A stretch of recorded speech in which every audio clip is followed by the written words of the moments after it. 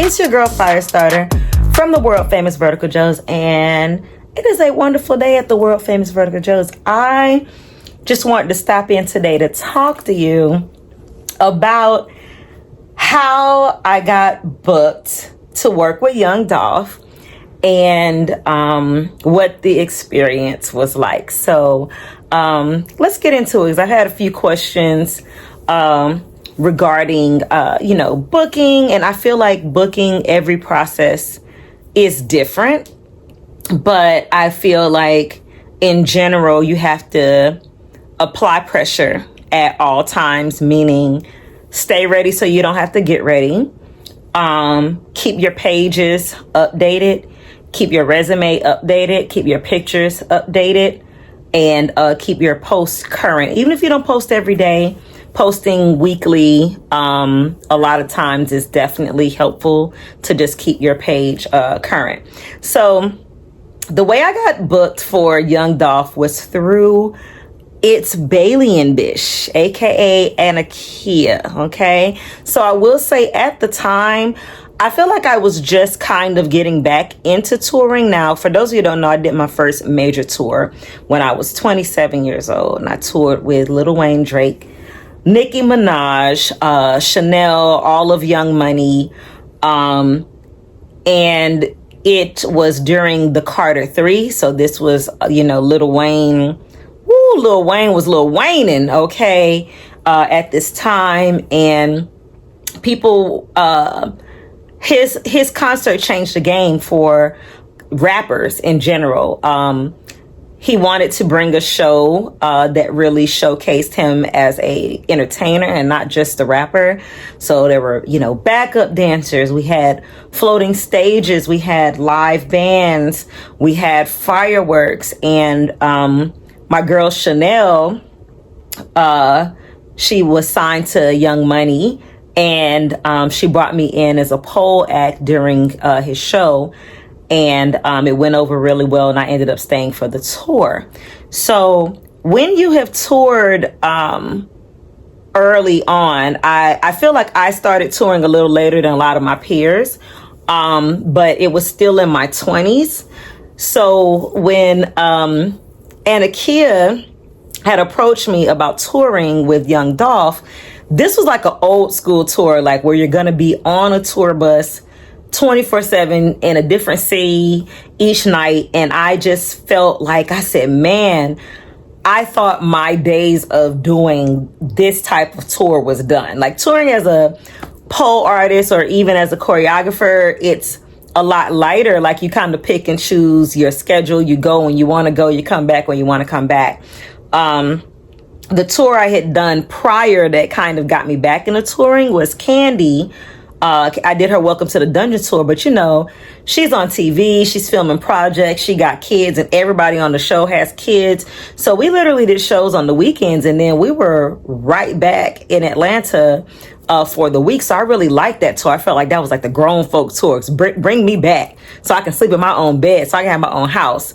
Dolph's tour felt more like, dang, like I'm back in my 20s and I have no control over my schedule, and I'm just going to be on this bus from city to city, and I'm not going to be able to do anything else. So when she first brought it up to me, I was like, man, I can't, I feel like I can't, I can't do this. I can't go back to this, type of tour. I've done it before, and man, it's a lot of energy and it's a lot of time away. And I just, I'm in the space now where, when you in your 30s, you really like, especially late 30s, I don't know about y'all, but I feel like because I had toured so much in my 20s and early 30s that I was more grounded in my mid 30s. I even had told myself I was like kind of retired, really, because I had been trying to get other people on tours, but I really love Anakia, and she's one of the sweetest people that I know. And one of the things for me is, I know hanging out with Anakia every day always brightens my day. Like, she is so fun. So I was like, okay, when the team needs you and they calling you in and they tagging you in, it's a blessing to have that opportunity. So I was like, okay, I'ma do it, you know.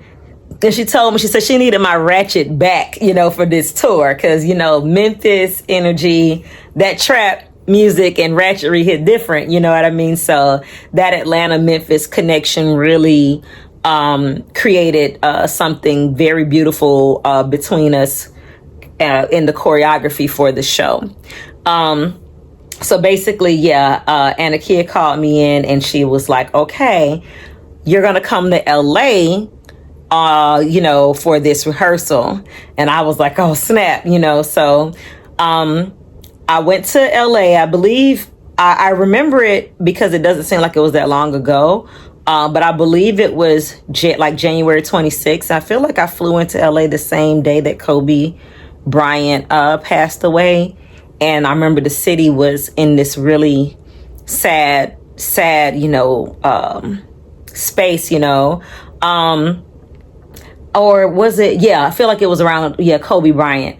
And basically, everybody was just really sad. And it was hard to even create because if you don't know Anna Kia, she's very much, you know, empath, you know. So when everything is sad around her, it makes her really sad. And I'm very compassionate, you know, as well. And, you know, we was just feeling really sad, you know. But we set up shop to get to this rehearsal. And in the rehearsal, y'all, Anna Kia was, they wanted, so it's based around a school, which is no rules. School with no rules, okay? And the set was really cute. It was set up like a classroom. And it had, like the chalkboard. It had the DJ's booth made like the teacher's desk, and it had desk, and then it had like 2 poles on it, right? So it was a really cute setup. And when we got there, they told Anna Kia they wanted her to be the teacher and they wanted me to be the student. So, you know, it was cracking up to begin with because she was like, why I gotta be the teacher? They saying I look grown, I look old, you know, whatever. But that wasn't even the case. I think they just wanted a teacher and a student up there because she looked amazing in her little teacher skirt. But that teacher skirt, baby, kept showing her butt and it was not functional for dancing. And then when it was time for us to do synchronized dancing, it was a little weird because I was looking like a student and she was looking like a teacher. And usually they wouldn't vibe together like that at a school. So we decided that we would both be students at this rascally school and let the DJ be more of the teacher figure. So that ended up going really well because now we can dance on the desk, do headstands on the desk, do flips on the desk, and we could equally kind of cut up because we're the ones who are taking part in the no rules, you know? So when we arrived for the tour, and we had this idea of us dancing together, then finding out they wanted a teacher and student. We were happier to be both students. So we had rehearsed and had our stuff, you know, pretty much together before the artists come in. Listen, y'all, always have your stuff together before the artists come in. And when the art always look like something when you are in your rehearsals, especially if the artist is known that they're going to show up, always look like money. Look like you're about to do the video or the tour right now. Always look your best. Because a lot of times I've seen people be chilling at a rehearsal and the artist cut them. You know, like they ain't even recognize them with that bonnet on. They ain't recognize them looking chill like that. You know what I mean? So always look your best. You never know when cameras are going to come in. You never know when artists are going to come in. But anyway, this is one of my favorite moments because me and Anna Kia had decided I was going to have red hair and she was going to have pink hair for the tour. And Dolph came in, you know, and, you know, Dolph, he was kind of leaning, you know, talking to us, you know, having this full conversation. And I love because he was so chill, but he was like, no, I want the desk there. I want you to start on top of the desk. I want you to start at the chalkboard. Like he was directing us. And then he was like, what's going on with the hair? Because, you know, I feel like I had like a black, like a long bust down kind of thing. And I think Anna Kia had something curly going on. We were kind of like black civilian hair that day, not like our alter ego hair. And we was like, oh, you know, I'm going to have red hair. She's going to have pink hair. And, you know, we showed him the pictures and he said, He said, yellow. And we was like, Yellow. Okay, so we're thinking that he wants us in some yellow hair, which was a flashback for me for Lil Wayne's tour, because we looked like Oompa Loompas on that tour, and my hair was green, and I was like, dang, why I gotta wear this wig? I want to like look sexy, not like I'm playing, kind of thing. So come to find out, once he showed us the examples of the yellow, it was actually blonde.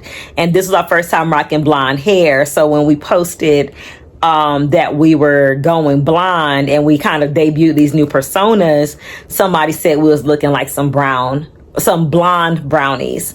And that's how we became the brownies. And when I tell y'all I don't care, these yellow wigs slap.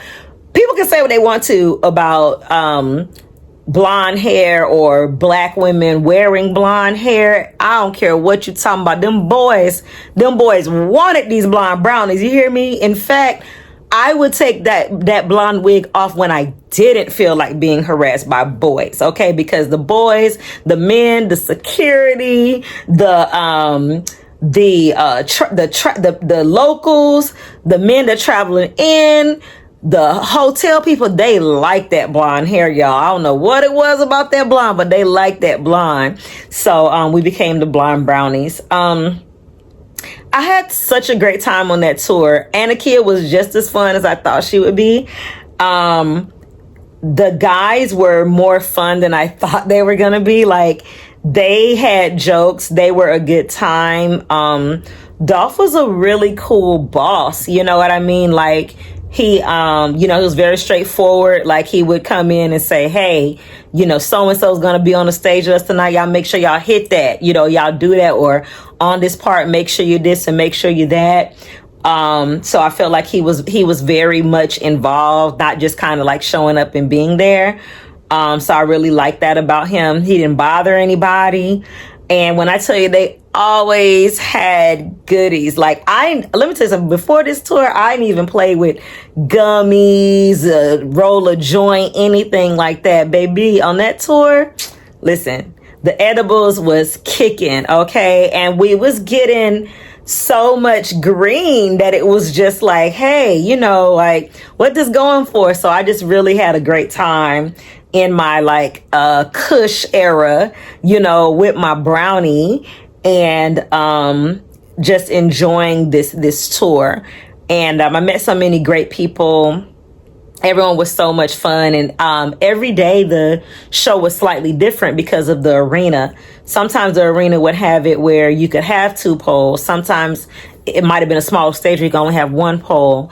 Sometimes we had 30 minutes to get dressed, and sometimes we had an hour, but one thing is, Anakia and I learned how to lay wigs quickly. We also learned how to do our own full face of makeup quickly, because we were the only women on the tour and there was not a makeup artist in sight. So I recently was telling someone that on this same tour, one day my wig was a little wet, so the glue wasn't really sticking well.